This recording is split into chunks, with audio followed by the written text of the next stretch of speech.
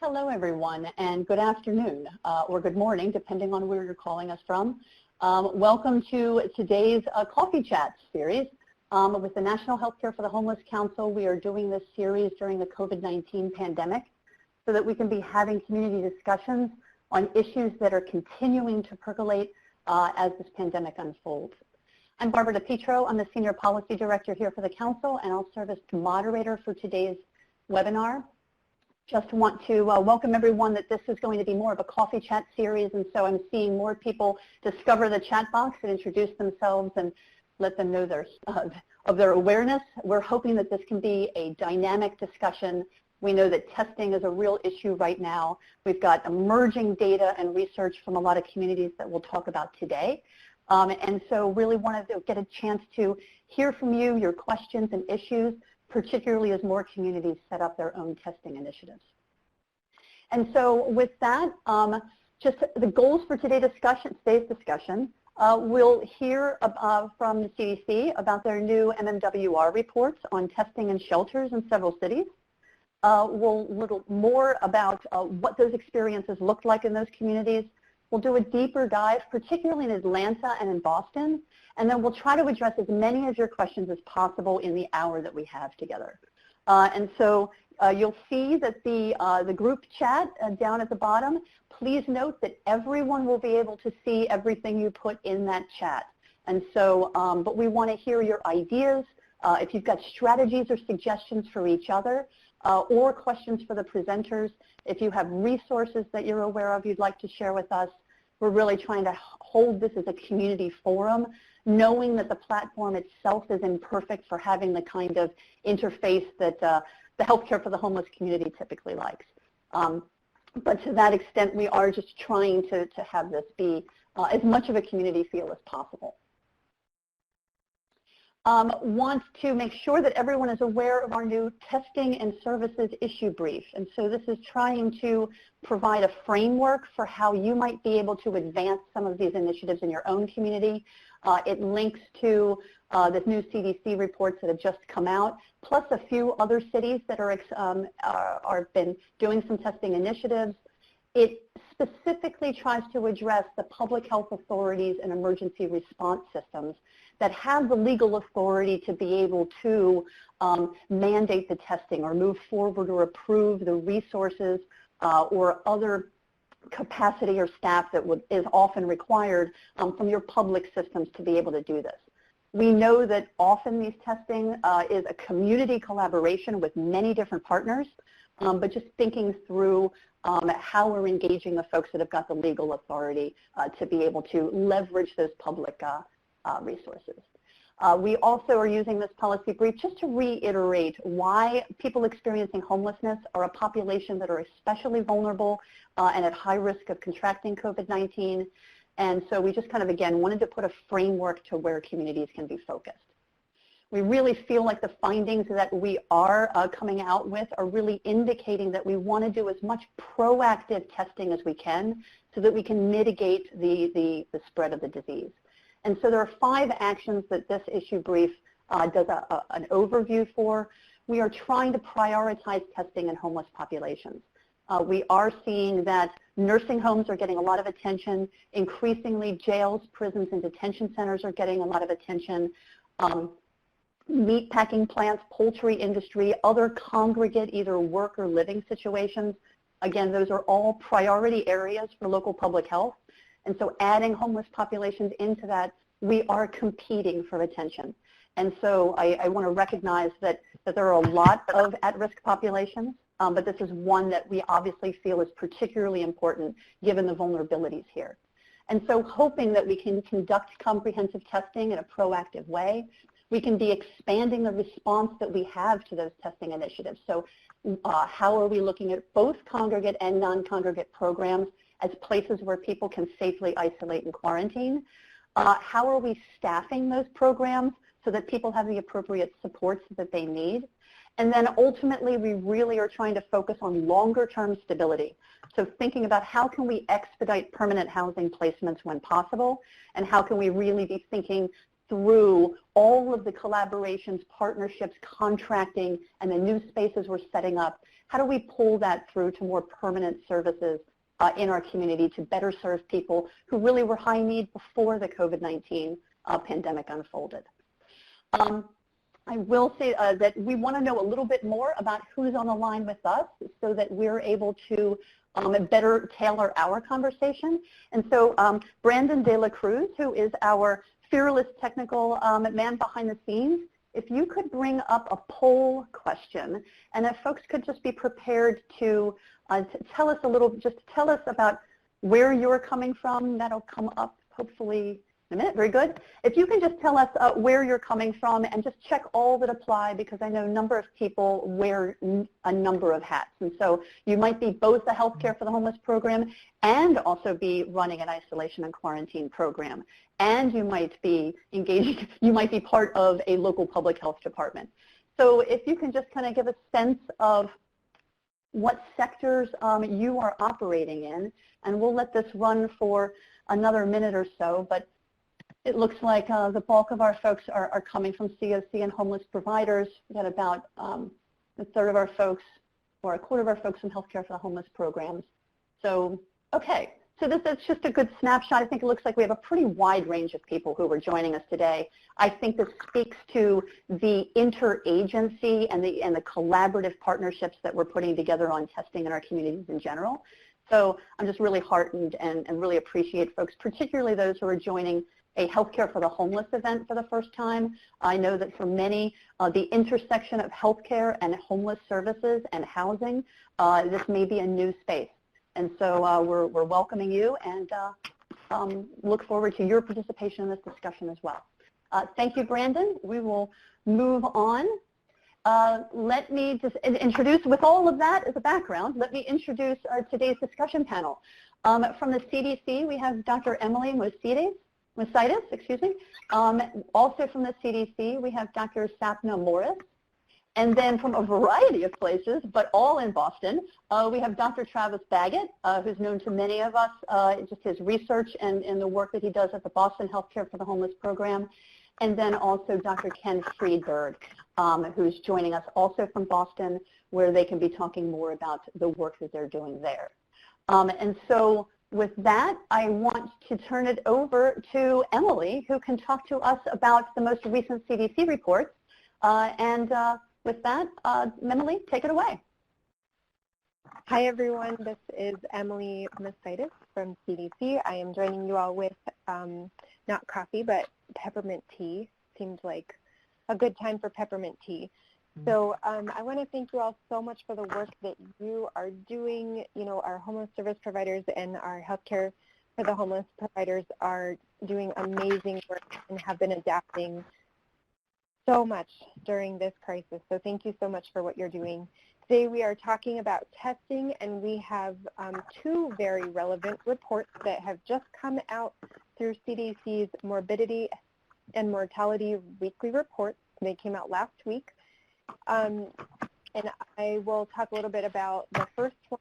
So the first one represents, as listed here, represents some of the first testing events that have occurred throughout the United States that were universal testing events, not just in homeless shelters, but actually in any situations in the United States. These are some of the very first universal testing events. And in those testing events that were held in Seattle, San Francisco, Atlanta, and Boston, there were a variety or varying proportions of people experiencing homelessness and staff who were identified to be positive for COVID-19. So ultimately, nearly 1,200 people were tested who were staying at the shelters where testing occurred, and over 300 staff members were tested. There appeared to be variability based on whether or not cases had already been reported out of that shelter.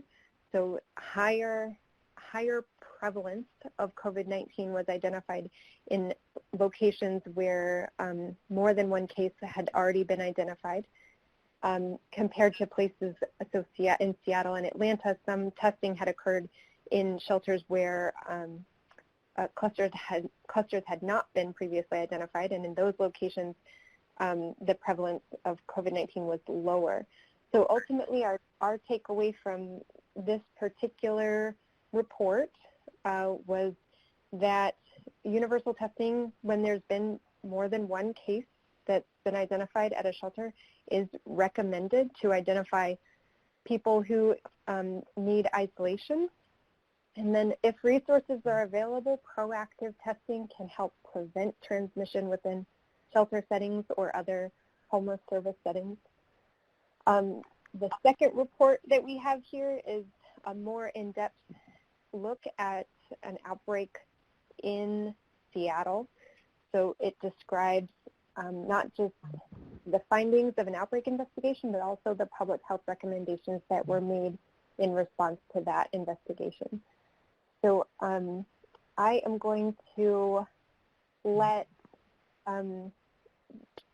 Travis and Ken and Sapna each talk about some of the particulars about Atlanta and Boston, and we'll be very happy to answer any questions that you all have, and thanks again for everything that you're doing. Thank you, Emily. And I will point out that in the resources box down at the bottom, you will see that there's a link to the one report on the 4 U.S. cities, and then we can also put in the chat box the link to the King County report. Also, we'll point out that the issue brief on testing is there, and then when Travis and Ken talk, there is the JAMA article that they have previously published. So just want to make sure that folks are aware of those resources. With that, Sapna, do you want to talk to us a little bit about testing in Atlanta? Sure, and I appreciate Barbara collating some questions on the front end, so I'm going to try and address some of these in a very short time frame here so that we can get to some questions as well. I just want to briefly provide some context about me. So I'm a physician working at the CDC, and I work actually in tuberculosis and do a lot of work with persons experiencing homelessness. That's kind of my roots. But I also wear this hat. I'm a volunteer physician at Mercy Care of Atlanta, our healthcare for the homeless clinic here in Atlanta. I've been doing that for 15 years, did it in 2 prior to that. And so I'm also sit on the board. So I'm very engaged and do wear both hats. And so I think I do want to talk from that perspective as well. And from that perspective, I am able to kind of talk with our leadership at our healthcare for the homeless a lot from hearing and learning about things that are going on, while I'm in my CDC job. And so in early conversations that we all started to have as we started to see the signs about this coming, Tom Andrews, our CEO at our Healthcare for the Homeless here at Mercy Care of Atlanta, and Catherine Marchman, who is the director of our COC, our Partners for Home, which is our nonprofit that runs our COC. The two of them really came together early at the first kind of signs of this, and we had multiple conversations about kind of from the perspective of equity, frankly. I think one of the first things that we saw in Seattle was the just heartbreaking outbreak in that long-term care facility with very high mortality. And as you can imagine at CDC, that was, kind of a major event in even how our response looked and how it was structured. And I know that Tom and Catherine had conversations. We had these conversations around if the recommendations and if our response to this is going to be pivoted on social distancing, like hand washing and other ways of trying to maintain that ability to, prevent transmission through cleaning our hands and washing our clothes and doing all these things. And then maintaining space between folks and being able to remain in one place. All of those things are very difficult for our population. And so I think from an equity standpoint, if if that's going to be the answer to this, is to social distance and to stay home, then we are obligated to do more for people experiencing homelessness, for people in long-term care facilities, and for people in correctional facilities or other situations where they cannot do those things. So that was really the origin of this. And the initial kind of response to that was, what is the best way that we can make things safe? If we had no barriers, no obstacles, and we won the lottery, what would we do? And I think very early, Tom and Catherine and I, we would kind of look at each other and said we would test everybody and cohort. We would make it as safe as possibly, that we could. We also started hearing, there was wind of Georgia going into shelter in place, and so when that started to take hold, a lot of our shelters really talked about sheltering in place as well. So for some of them that meant not taking any intakes. For some, that meant they literally told their client populations in their shelters at the time that we are going to honor the shelter in place, and we will not allow folks to come in and out other than essential appointments.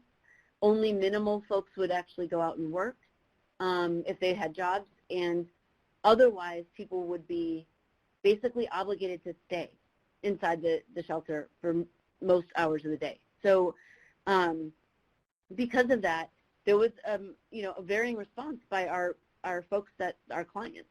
Some people did all sorts of things to go stay with a friend or to reunify with family or to find some other situation, and our weather was getting warmer, so there were a number of people who said, no, I'm going to go sleep outside instead. And this was a real struggle for Catherine and Tom, all of us, to think about. We don't want to suggest to shelters that the answer is to not provide services. On the other hand, we understand that decompression and not having the shelters be as crowded certainly allows the ability to have everybody be safer.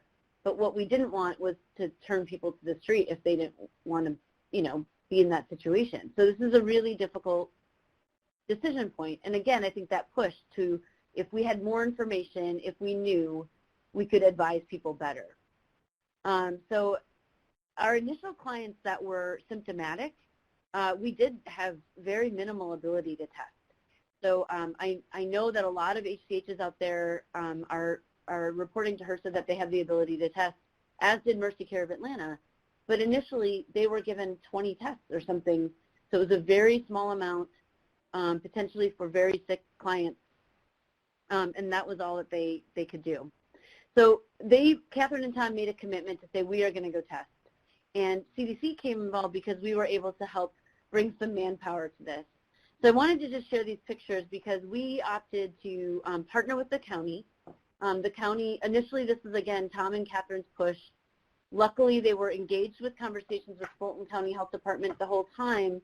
The county was saying they don't have the manpower because they're busy doing contact tracing. They're busy trying to expand testing to the broader public. They're looking at, the geocoding. They're trying to have, they're just, as you can imagine, very, very overwhelmed. Had a correctional outbreak. They had long-term care facilities to deal with, and they had hospital healthcare worker outbreaks to deal with. So they were wanting to be supportive and struggling to find the resources.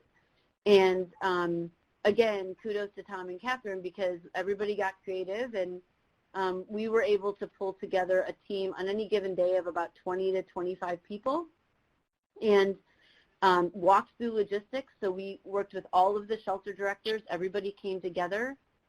Mercy Care, Healthcare for the Homeless, and CDC, along with Emory healthcare students, medical students, and some fellows, came together, and we did all the testing of the larger shelters. So anywhere that was over 100 to 150 people, we took on. And then the health department put a small team together when they could, supported by our Emory infectious disease fellows, actually. And they did small shelters. So they did anything under 50, let's say. Some were larger than that, 100, maybe 100. So we basically divided the work that way. We have written an SOP to talk about each step of the way. There were definitely a lot of obstacles. We had intended to do NP swabs, nasopharyngeal swabs, which is the most sensitive test. We ended up having to do some oral swabs and some nasal swabs, and we've opted now to just continued to do nasal swabs. We've come up with a mechanism, or we've done this where we've had clients swab themselves and we just coached them through it. So we kind of worked with the lab to validate that as well. And so we've actually found, I think, a happy place in doing nasal swabs, even though if we had the NP swabs, we would prefer the more sensitive test, of course. So you have to, I think, flex with the availability of resources. I think you have to do the best that you can with what you have. We had nasal swabs available to us, so that's what we went with. We got to be very fast. There was a question here about, how would you get through 200 people? We were averaging about 80 an hour with 3 testing stations. We did a symptom screen and some comorbid conditions to just understand the risk of the clientele. And we checked fevers on everybody before they got their swab. The other thing is our test turnaround time was about 36 hours. So we had a result about 24 hours later, but weren't able to get all of the data back to the county health department and then reporting kind of through the shelter system to the clients till about 36 hours. And finally, I just want to bring up that we were pretty much ready to go, and we were about a day away from opening our isolation hotel. We opted to start, and I think it's because we came up with a backup plan of how we would cohort positive cases on a single floor in one of the shelters. So that was our backup plan if the isolation facility did not open. Luckily, it did. And so we did feel confident that we had a plan of what we would do with test results. So that was a big point of kind of conversation before we actually started the swabbing. Last, I want to say we swabbed all the staff in all the shelters. We thought that was important to offer. We also swabbed all of our screeners. We didn't want to be in a situation where any of our physicians and, medical students or folks that were interacting with our clients were inadvertently, transmitting virus. So I trust the PPE. As you can see in these pictures, we did almost all of our testing outdoors, and I think it was very well done and very safe. But I do think offering that testing for people was really something that was a, service to the whole kind of project. So I'll stop there and be happy to answer questions more as we get through other presentations. Thank you. Great. Thank you, Sapna. Now we'll turn to Travis and Ken to talk about what you've been doing in Boston. I know there's a lot, and so we'll just be as brief, and then we'll get to some questions. Thank you. Thanks so much for the opportunity to be on the call today. This is Travis Baggett. It's always an honor to speak to this amazing group of people who do really, really important work across the country. So in late March, the Boston Healthcare for the Homeless Program COVID-19 surveillance team identified an emerging cluster of COVID-19 cases coming from a single large shelter in Boston. And working in close partnership with shelter staff and the State Department of Public Health, BHCHP universally tested by nasopharyngeal swab all 408 remaining shelter guests over a 2-day period of time in early April. And as you can see here, of those who were tested, of the 408, 147, or 36%, were SARS-CoV-2 positive. Of those individuals, cough, shortness of breath, and fever were all uncommon. And in fact, about 88% of infected individuals reported no symptoms to us at all.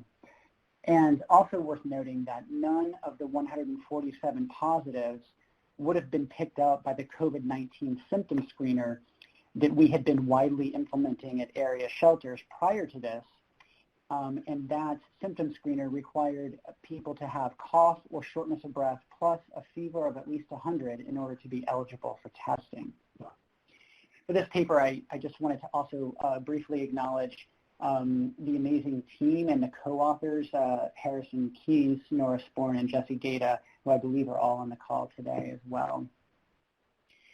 So for us, this testing experience really underscored some of the big problems confronting homeless healthcare providers when addressing pandemic COVID-19 among people experiencing homelessness and especially among those living in congregate settings like shelters. So first of all, with regard to testing, it made us stop and think, first of all, who should we be testing? Should we just focus on people with symptoms, as we had been doing, or should we really be pivoting to test everybody? We didn't know the right answer. And beyond that, we didn't know how often we should be testing, just once, weekly, every 2 weeks, as needed. There are a variety of options, and the right answer was not entirely clear.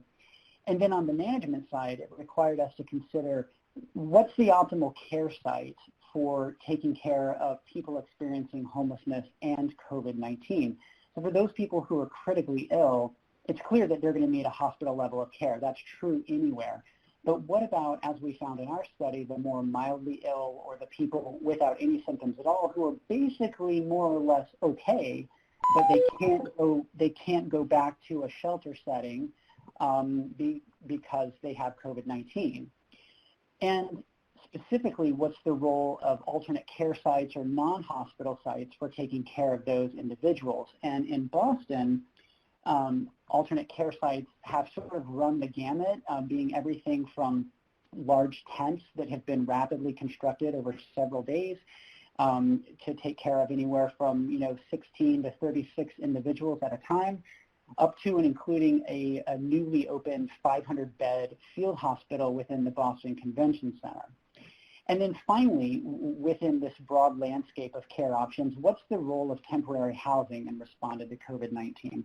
We didn't exactly or really know the answer to these things. We had suspicions, but over the past several weeks, I've been really fortunate to team up with my colleague at Mass General, Ken Freeberg, to build a computer simulation model to try to figure out the answers to some of these things. Ken's group is really well known in the HIV modeling world, and they've been leveraging this experience and expertise to build a COVID-19 model that I'm going to let him tell you more about. I will say this is the first time this model has been presented in public, so we're happy to let you in on a first look here. And so with that, I'm going to turn it over to Ken. Great, thanks, Travis. The next slide. So this represents work done by a large team of people on something that we've called the C-COVE model, which is a microsimulation state transition model. So it's a computer model of COVID-19 that includes natural history of infection as well as transmission from person to person. And we used a daily cycle for the infections as well as progression of disease and mortality to really think about different intervention strategies, the kinds of things that were talked about earlier, including combinations of testing, such as symptom-triggered or PCR testing, and alternative care sites or ACSs, either for isolation or potentially temporary housing for sheltered guests. And the model outcomes include the number of infected individuals as well as mortality, and then use of hospital inpatient and ICU beds, costs and cost effectiveness. And for purposes today, we'll define cost effectiveness as the additional cost per case prevented of COVID-19. Next slide.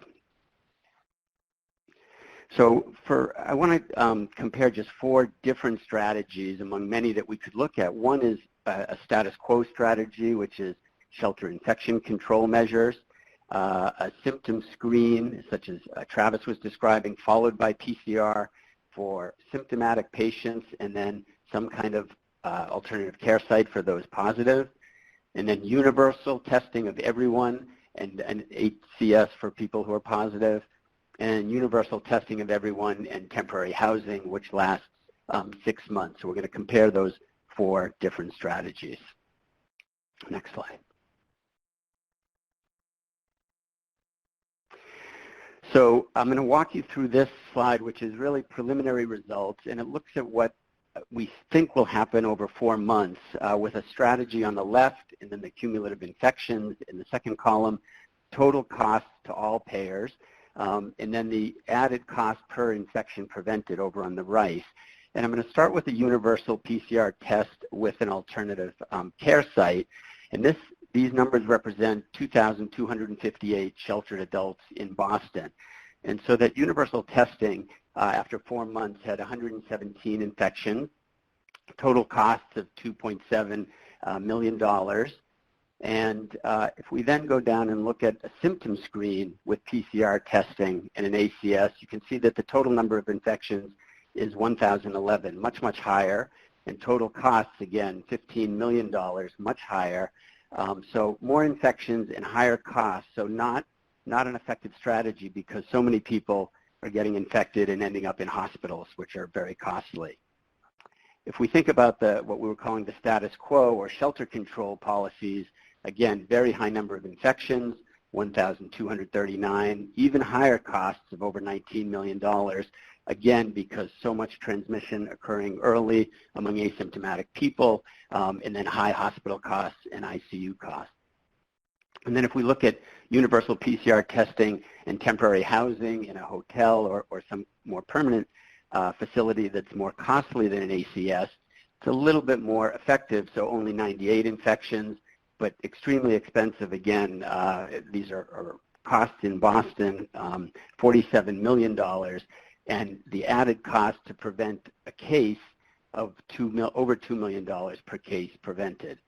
So I want you to just stare for a minute at that top line of universal testing with an ACS of 117 infections and the lowest cost among these different strategies. And then I'll turn it back to Travis. Great, thanks, Ken. So what would we take from this? And I see there are a number of questions coming up about this as well, which is great. We'll be happy to address. I think in summary, though, specific interventions now could prevent many COVID infections among people experiencing sheltered homelessness.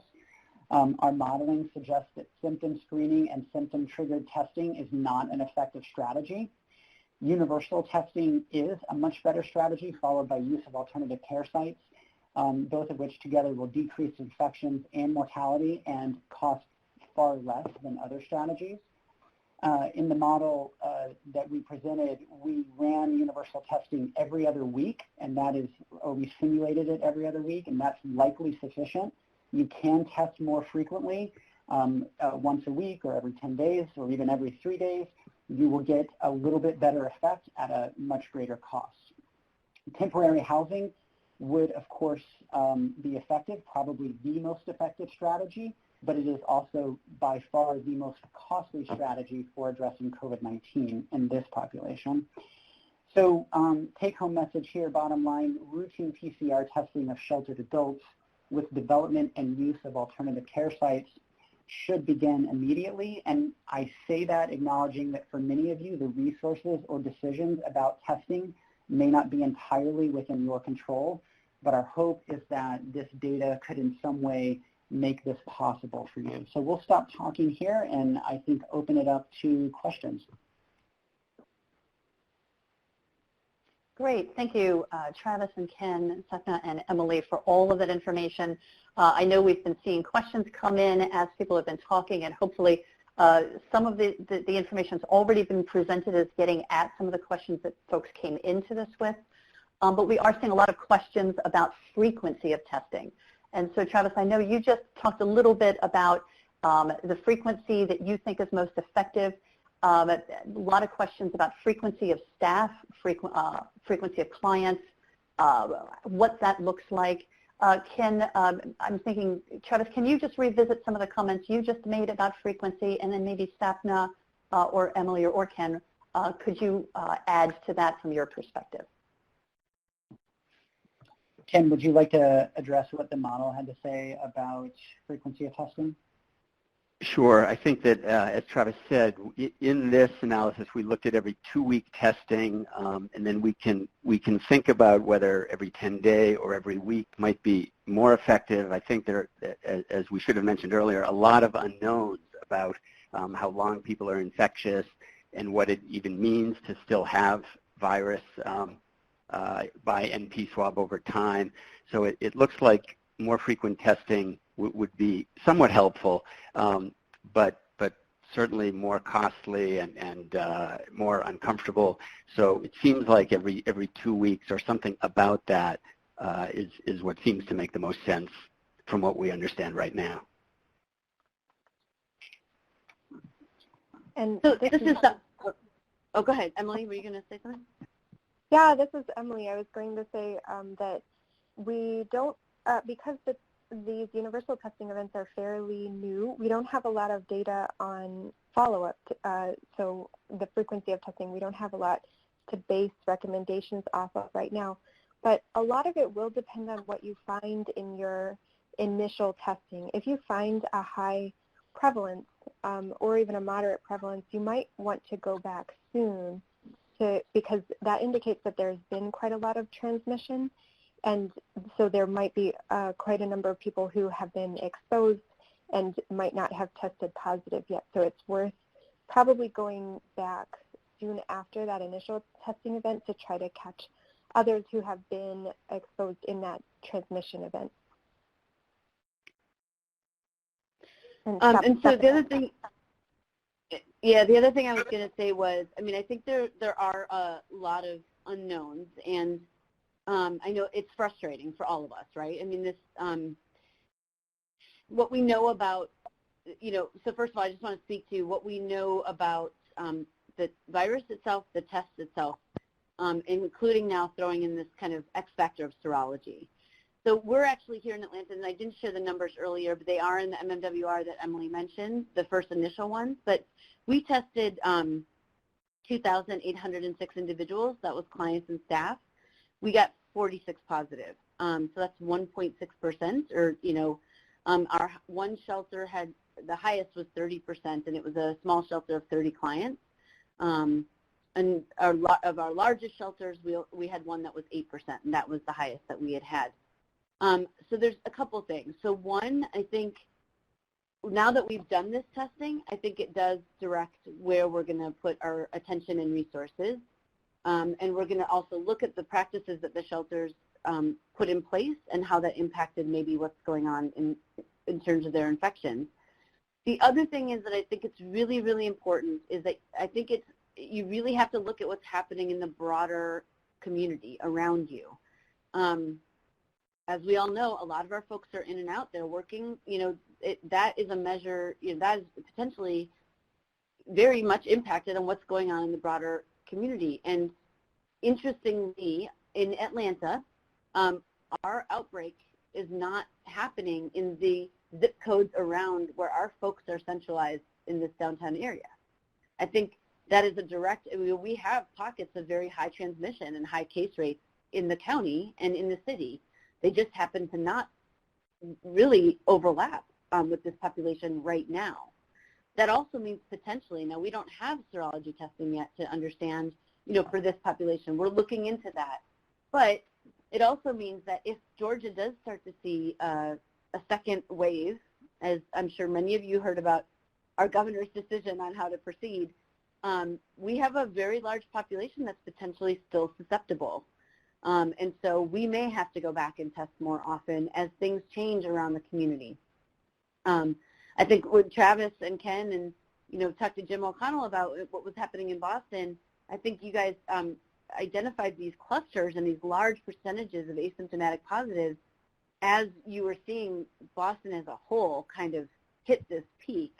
And I would love for you guys to comment about that. But I do think that it is important to kind of look at the context of what's going on in the greater, kind of community. And so that's going to help guide our testing as much as Emily mentioned, looking at the shelters that did have clusters, and then we would potentially go back to those sites and retest.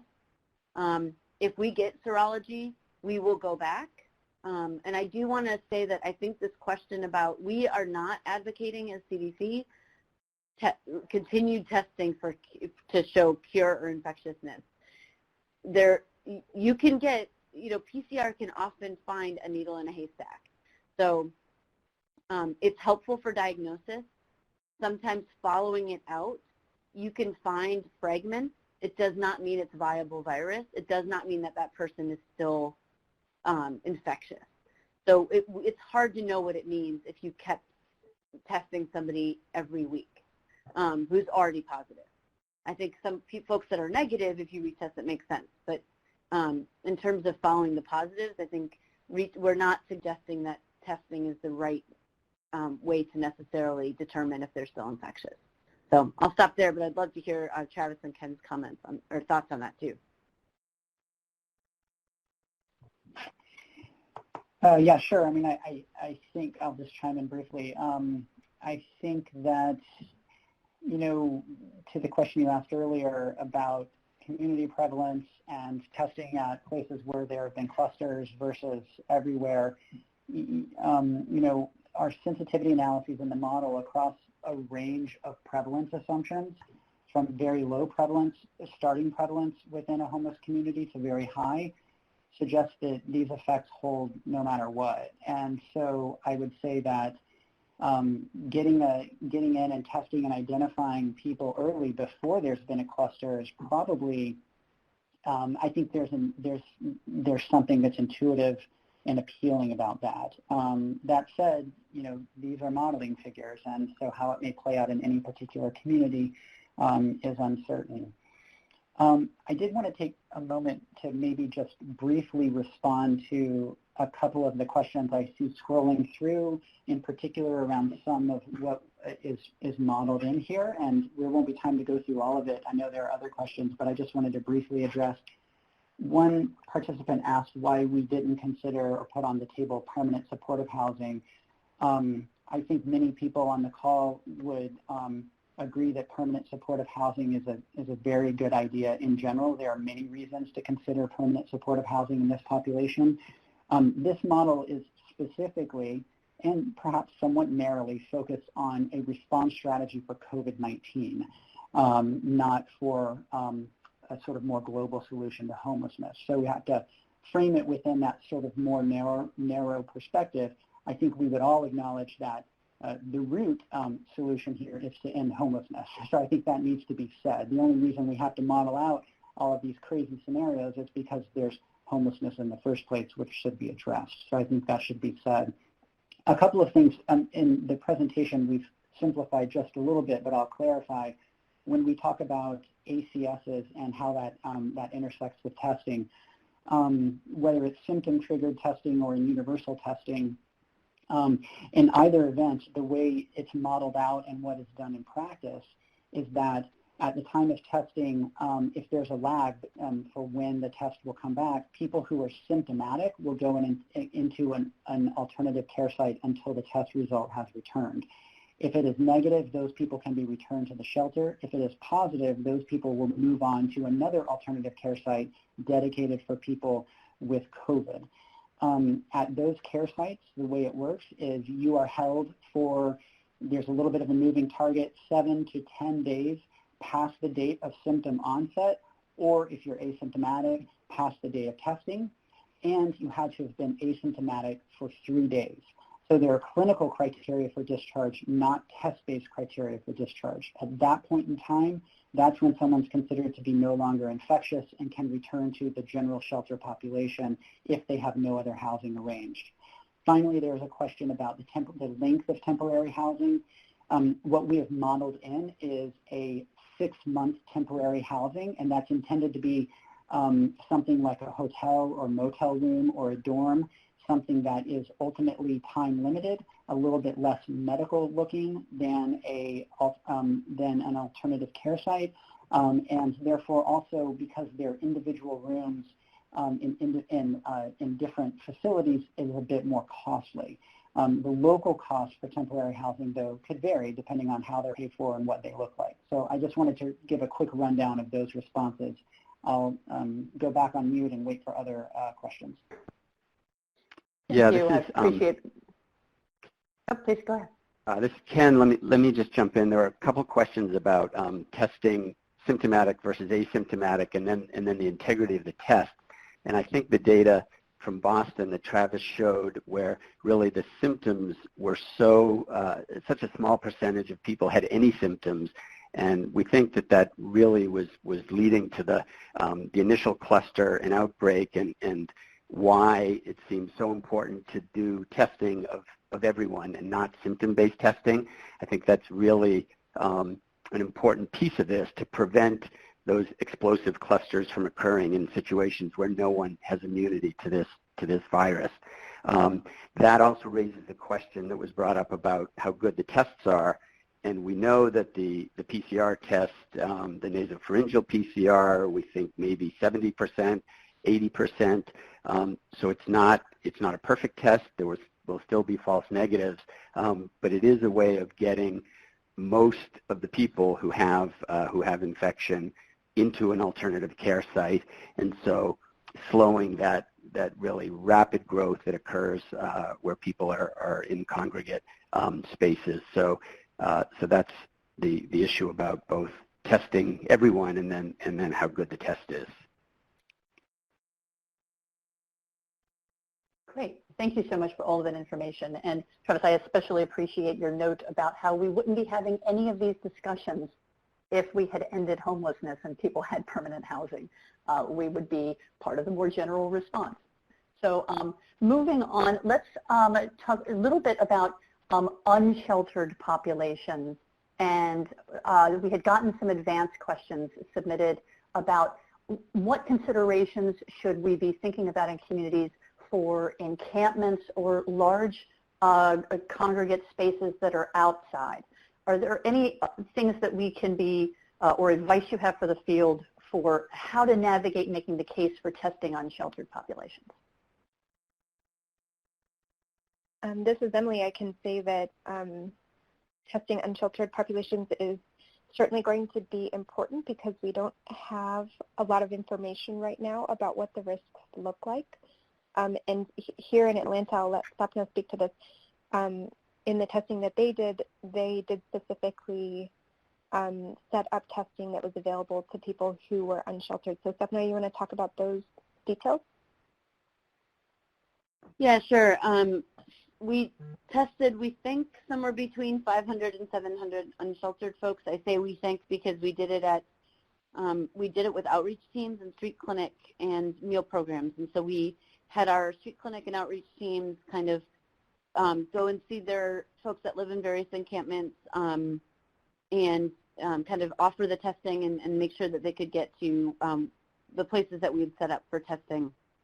And so, again, when they came for testing, we would ask, but we definitely got a varying answers in terms of how many we know for sure are our unsheltered folks. And so I'd say it's about 500 somewhere, upwards to 700. And the percent of positives was less than 1%. Again, I think that has to do with what's going on in our community. Our folks are not, we don't have very, very large encampments in Atlanta. And the weather has been such that people have been kind of outdoors, a bit spaced. And so I think the possibility of transmission, could occur if people were sleeping within, it goes up when they're sleeping within the same tent, maybe if they're smoking together or, something else, where that, hand washing isn't as available, things like that would lead me to worry about more transmission. I think there have been interventions to improve hand washing and to make sure that people have safer ways of,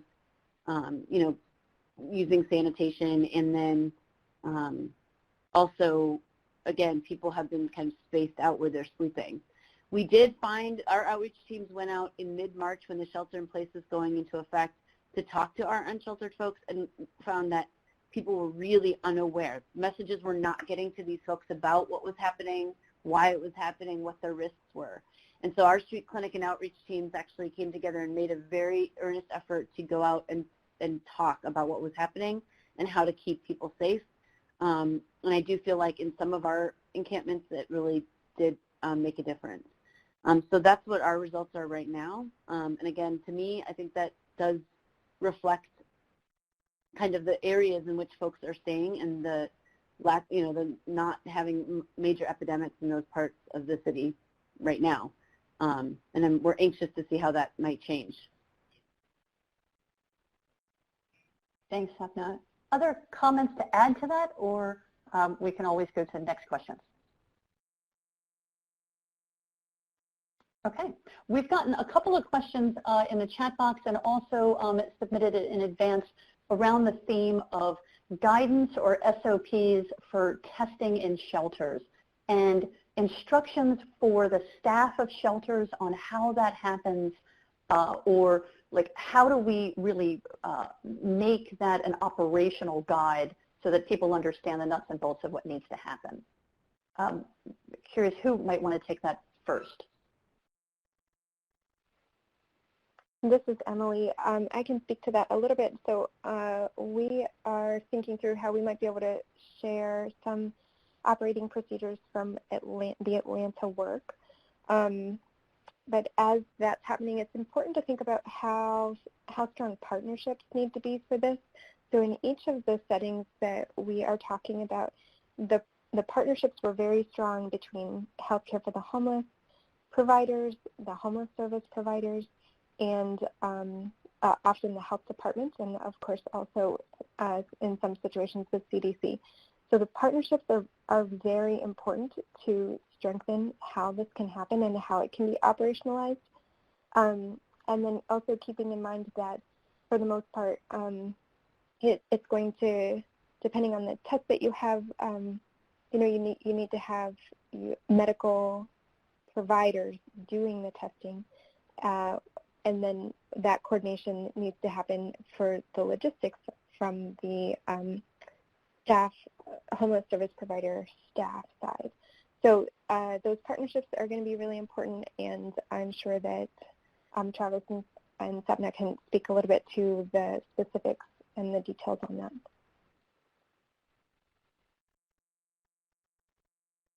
Yeah, so in Boston, I think there have been a number of collaborations that have been really key to this. No single agency carries this forward. This is a collaborative effort. So, Boston Healthcare for the Homeless program has certainly been quite involved, but in very, very close partnership with shelters and shelter staff, shelter leadership, with city officials, and with the State Department of Public Health. And without any of those entities at the table and on board, none of this would have happened. In terms of how this all plays out, a lot of the testing that we've done has been done by Boston Healthcare for the Homeless program staff. But of course, that requires very close coordination with shelter staff. And it also requires having access to testing materials and a lab that can run them in an expeditious way. And just as an example, the shelter data that we presented earlier that testing would have only been possible, or was only possible, because the State Department of Public Health committed to providing the testing supplies and turning around the tests very, very quickly. Within 24 to 48 hours, all test results were turned around, and so that would not have happened without the buy-in from the State Department of Public Health.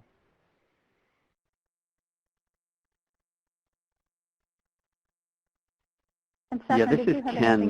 Maybe I'll speak to the question that's come up about whether to start testing after a cluster is shown, or whether there's a way to test before that. And I think what we've learned in Boston and seen really in other places in the world is that once there is a cluster, again, because there's so many asymptomatic people around those diagnosed, that it's actually too late, particularly when there's dense density of housing or where people are staying.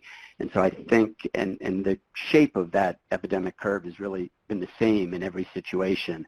So I think what we've learned from the model is that if you identify people early before there is enough of a critical mass, and then find alternative care sites so that people can be isolated and recover, then you do two things. One, you prevent the tremendous number of infections, and that then prevents the number of severe and critical infections, particularly in groups where there's a lot of comorbidity and pulmonary disease and other illnesses, which really are the people who get sickest. So I think it's critical to figure out ways that we can motivate universal testing before the clusters are shown. And one thing I just want to speak to specifically, I think there were a couple questions about how can we get shelter staff engaged in the testing, and I just want to reiterate, I think it's not, what I saw here that worked so well is that the shelters worked with the COC, our Continuum of Care, which are HUD grantees. They all came together as a COC, and really took the lead on kind of what would be the best in terms of alternative care sites. The Healthcare for the Homeless agency, along with our health department, really took the lead on what's the best testing strategy and how logistically to do the testing. I don't think it's really, I don't think we can put our shelters and our shelter directors and staff in the situation of, thinking about how to test. I mean, I think it's, we were able to pull a group of PAs, nurse practitioners, and physicians to actually do the testing.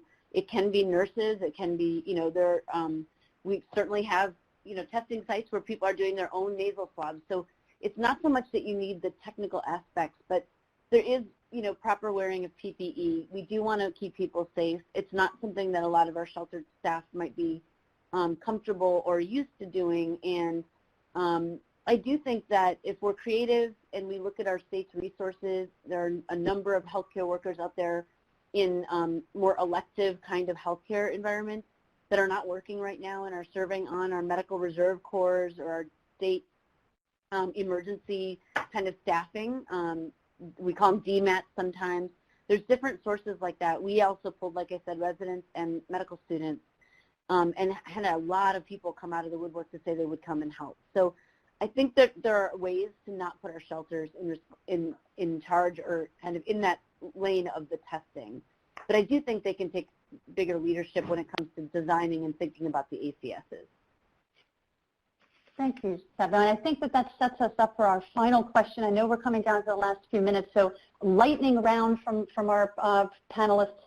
And I think a lot of this is kind of where we've been coming around is how do we engage our public health or our healthcare system partners in recognizing homeless services or healthcare for the homeless as partners in this, as cooperators in putting together isolation and quarantine sites?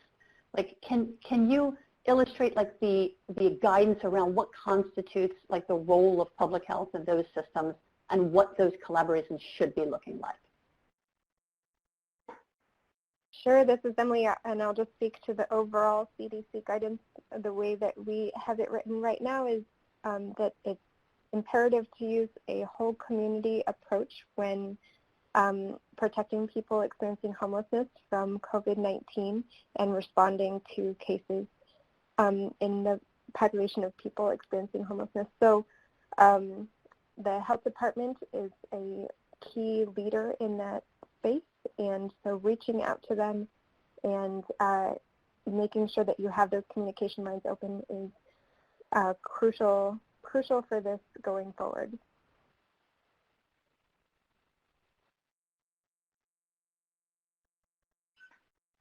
Others to respond to that, Sapna perhaps, or Ken or Travis?